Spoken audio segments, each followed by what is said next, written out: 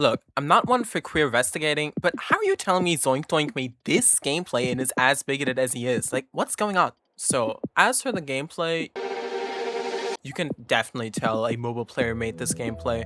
It's primarily timing based, and even the waves and ships are somehow timings due to the abundance of orbs in them. But I really like it. It's pretty balanced, but it still has difficulty peaks and valleys. Like, I would say the pre-drop is maybe the hardest part, and the easiest part is like the first half of the drop. I think it flows super nicely between the game mode changes. It makes it just come together a lot more and feel very fun to play, and it's synced very well, which I, like, obviously. I like my click synchy, bruh. The pre-drop being a little hard is my only gripe, since the drop is really fun.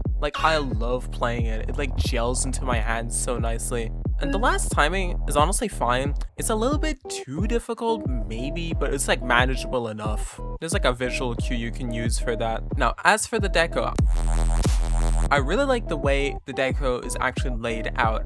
It's defined by strong pulses and very off-kilter colors that actually work super well. I don't know how they work, but they are primarily defined by the fact that they have mostly red, pink, and purple, and that there's a lot of contrast between the hues that are used in these particular pulses, which is particularly notable in the second half of the drop. And the colors, I think, also partially work because of the fact that the design language that is used in the level is so unnatural and wonky, which I think that gives this level a lot of flavor and character, makes it stand out from other entry extremes.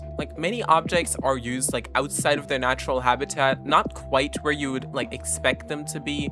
It's not they're unfitting necessarily, but it's just not the first thing you would think of them to be in. And the structuring is very unique throughout to make it feel a lot more erratic and freeform, which I think makes this level more dynamic. So yeah, really like the structuring. Particularly in the first half of the drop, it is pretty notable. There's no part that I would say is bad in this level. Every part is pretty consistently good. It doesn't make for a particularly outstanding part, but it makes for a visual aesthetic that you will remember after you've viewed it or beaten it. As for the song, I really like the song. The song is also pretty good. I really like Rez as an artist. She makes pretty grimy and atmospheric mid-tempo bass songs with lots of attention to detail. And that's no exception for Witching Hour.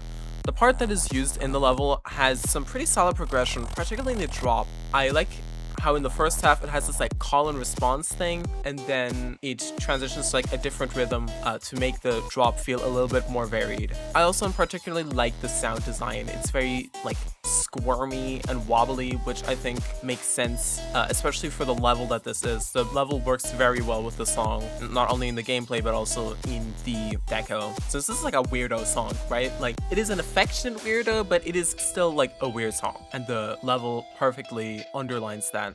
I would highly recommend this level. It's super fun to play and not that hard to look at. I actually think it might be decent for a hardest or something, or a first extreme, since it's pretty fair and easy to pick up. Though maybe it's just because this gameplay fits into my archetype of playing pretty well. But yeah, that's it for this review. Let me play the completion,